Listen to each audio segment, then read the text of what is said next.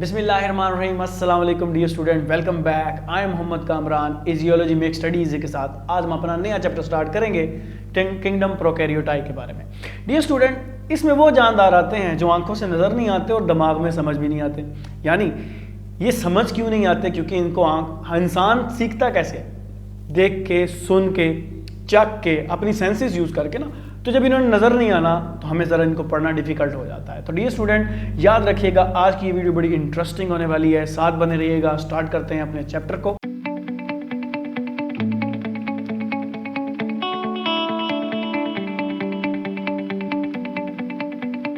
Dear student, जैसा कि मैं आपको बता चुका हूँ कि हम इस चैप्टर में किंगडम प्रोकैरियोटाई में प्रोकैरियोट्स पढ़ने वाले हैं। तो सबसे पहले देख लेते हैं प्रोकैरियोट्स का मतलब क्या होता है। याद रखिएगा ये वीडियो बड़ी इंपॉर्टेंट है, हर स्टूडेंट के लिए हम यहाँ पे कवर करेंगे। सबसे पहले जो स्टूडेंट मार्क्स लेना चाहते हैं एग्जाम के अंदर, पहले हम उनकी बात करेंगे, एक डेढ़ मिनट में उनकी बात खत्म हो जाएगी। फिर जो एजुकेशन लवर्स, एजुकेशन से प्यार करने वाले बच्चे, एमडी कैट देने वाले बच्चे, डॉक्टर देने वाले बच्चे, उनके लिए भी यहाँ पर वीडियो में कंटेंट मौजूद है। तो सबसे पहले देख लेते हैं कि इनके अंदर जानदार कैसे आते हैं। इनके अंदर प्रोकैरियोट्स आते हैं और प्रोकैरियोट वर्ड दो वर्ड्स का मजमुआ है, आपके सामने लिखा हुआ यहाँ पर, pro mean before, karyon mean nucleus. तो ये ऐसे जानदार है जिनके अंदर there is no well defined nucleus.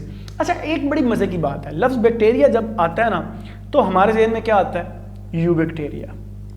हालांकि बैक्टीरिया की एक और भी किस्म है, इसको तो हमने ऐसे छोड़ दिया है जैसे कोई यतीम बच्चा है, ठीक है, इसकी तरफ तो तवज्जो है ही नहीं हमारी। अब वो क्यों, उसके पीछे रीज़न है, लेकिन ये मैं आपको बात बताऊंगा। आज का जो हमारा लेक्चर है ना वो मेन इन्हीं दोनों के गिर्द घूमेगा। बड़ी डिटेल से मैं पढ़ाने वाला हूँ आज आपको, you bacteria and archaeo bacteria, ठीक है। अब ओवरऑल बैक्टीरिया के फील्ड में स्टडी बड़ी स्लो हुई है। क्यों स्लो हुई है? आंख से नज़र नहीं आते, इस वजह से। अब इसकी सारी स्टडी डिपेंड किस पे करती है? माइक्रोस्कोप के ऊपर। माइक्रोस्कोप मिलेगी सबसे पहले तो इसको स्टडी किया जाएगा। तो भाई माइक्रोस्कोप डिस्कवर हुई, फिर माइक्रोस्कोप अच्छी से अच्छी वाली, जितनी अच्छी वाली होगी उतनी अच्छी स्टडी होगी, ठीक है। तो इनको स्टडी करने के लिए स्पेशल टेक्निक चाहिए और इनकी स्टडी डिपेंड करती है माइक्रोस्कोप्स के ऊपर। तो डियर स्टूडेंट, पढ़ते हैं आज वेरी इंपॉर्टेंट बुक में, इसमें काफ़ी कम है, बड़ा अच्छा मटेरियल इकट्ठा करके आपको दिया है। आप इसको एमडी कैट के लिए भी कर सकते हैं, आप इसको अपने एग्जाम के लिए भी कर सकते हैं। तो डियर स्टूडेंट याद रखिएगा, सबसे पहले आपको शॉर्ट क्वेश्चन आता है कि भाईजान डिफरेंस करें, फ़र्क करें। किस में डिफरेंस करें आप? Between eubacteria number 1, number 2 archaebacteria. Dear student याद रखिएगा eubacteria well studied, well defined because they are very common.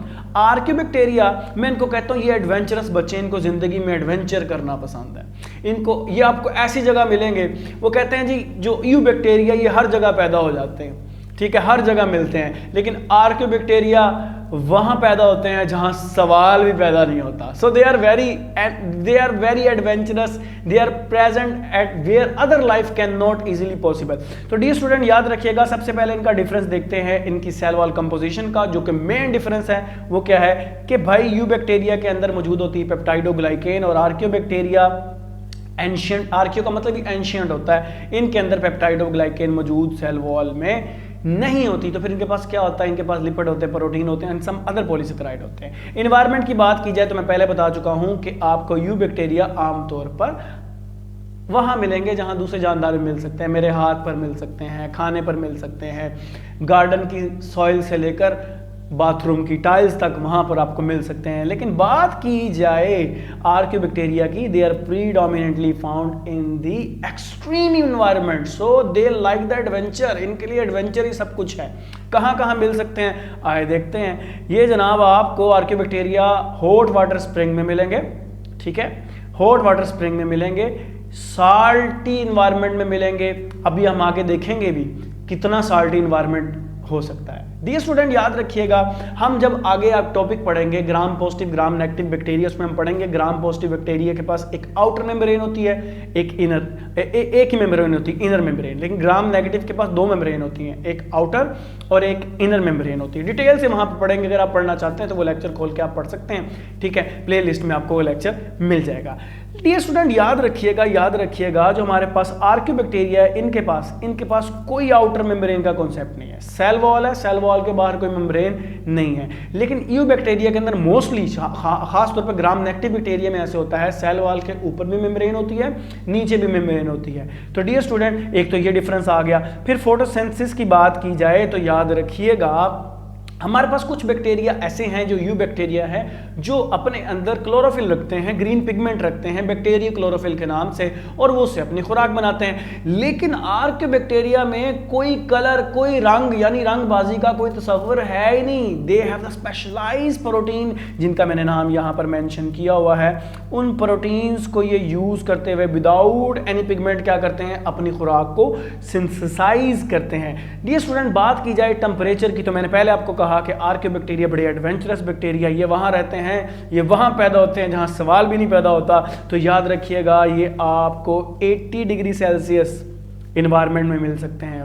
Volcanoes के जो इर्द गिर्द एरिया वहां मिल सकते हैं। हॉट वाटर वेंट्स जो बिल्कुल समंदर में जाकर नीचे बड़ा गर्म किस्म का पानी, गर्म किस्म का इन्वायरमेंट आता है हमारे पास, हॉट थर्मल वेंट्स वहां पे भी आपको मिल सकते हैं। ठीक है जी। अब ऐसे बैक्टीरिया को हम क्या बोलते हैं, थर्मो एसिडोफाइल्स। अब लव्स फाइल जहां पे भी आ जाए ना, आपने याद रखना है that is called as lover. जैसे थर्मोसिडोफाइल यानी thermo temperature acido acid phile में लवर, ये बैक्टीरिया वहां मिलेगा जहां पर हाई टेम्परेचर एंड बड़ी स्ट्रॉन्ग एसिडिक पीएच होगी, यानी 1 to 2 पीएच में आपको मिलेंगे। इसी तरह याद रखिएगा आर्कियोबैक्टीरिया की दो और टाइप हैं। एक है हेलोफाइल्स। हेलोफाइल्स वो हैं, hello mean salt, files mean lover, जो आपको ऐसी जगह मिलेंगे जहां पर साल्ट बहुत ज्यादा है।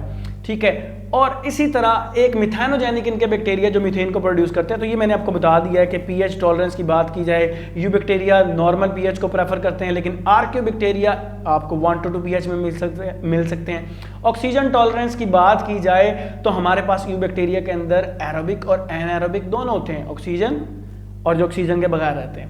लेकिन आर्कियोबैक्टीरिया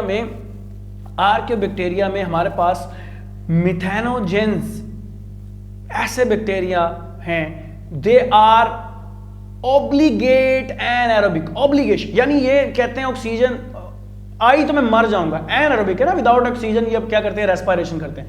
ऑक्सीजन मिलने के दे रहा है ये मर जाते हैं, बड़े जिद्दी हैं ये कहते हैं नहीं, हम फैकल्टेटिव नहीं है कि जहां मर्जी ऑक्सीजन में भी रख लो, ऑक्सीजन के बगैर भी रख लो, कार्बन डाइऑक्साइड में भी रख लो, कार्बन डाइऑक्साइड बगैर भी रख लो।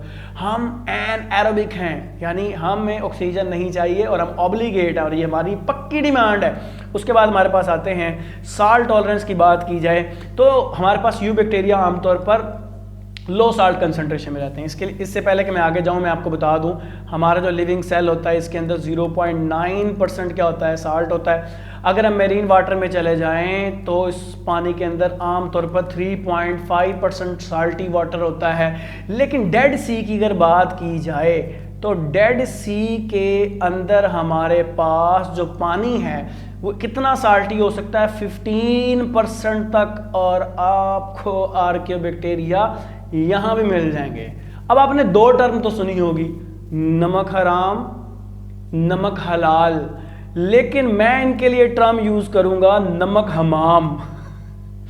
नमक हमाम यानी ऐसे बैक्टीरिया जिन्होंने नमक में नहाना, नमक का हमाम बनाया हुआ, यानी इनको नमक ही पसंद है। 15% of the salt concentration they can tolerate. तो सोचें कितना ज्यादा साल्टी इन्वायरमेंट यहाँ पर ये रह सकते हैं। तो मैं तो कह सकता हूं भाई कि या तो ये आपको आर्कियोबैक्टीरिया को जनाब आपने याद रखना, ये आपको दो जगह मिल सकते हैं, या वहां जहां लोग करें ओए होए, क्योंकि मिथेनोजेनिक बैक्टीरिया आपके पेट में होते हैं और ये आपकी बॉडी से निकलने वाली गैसेस की वजह बनते हैं। यहां तो लोग कहेंगे मोए मोए, क्योंकि ये वहां होते हैं वोल्केनिक करप्शन में और आपकी वहां पर मौत भी हो सकती है। तो चलते हैं जनाब नेक्स्ट हम बात करते हैं डियर स्टूडेंट दो और छोटे से पॉइंट की, फिर ये वीडियो खत्म हो जाएगी। Ribosomal protein and RNA and plasma. Simple जो यू बैक्टीरिया हमारे पास जो इनके अंदर मौजूद प्रोटीन है और राइबोसोमल प्रोटीन इनके अंदर जो आरएनए मौजूद है वो डिफरेंट है आर्कियोबैक्टीरिया से। लेकिन इंसान के से कौन से ज़्यादा रिजेंबल करता है, तो वो है आर्कियोबैक्टीरिया का। फिर इनकी सेल मेम्ब्रेन की बात की जाए, मैंने बार बार कहा कि आर्कियोबैक्टीरिया बड़े सख्त जान है। उनके सख्त जान होने की वजह यह है कि उनके अंदर एक तो यूनिक लिपिड है, दूसरा उनके अंदर ईथर बॉन्ड बहुत ज़्यादा हैं। इधर मौजूद होते हैं आर्कियोबैक्टीरिया के अंदर एस्टर बॉन्ड बहुत ज़्यादा होते हैं, ठीक है। और ये आर्कियोबैक्टीरिया इनसे इसी वजह से यूनिक हो जाते हैं क्योंकि इनके जो लिपिड्स हैं उनके अंदर कौन से बॉन्ड मौजूद हैं, ईथर के बॉन्ड मौजूद हैं, उनको बहुत ज़्यादा स्ट्रॉन्ग बनाते हैं। होपफुली आपको आज का लेक्चर समझ आया होगा। फिर मिलेंगे एक नए लेक्चर के साथ। अपना ख्याल रखिएगा। अल्लाह हाफिज़।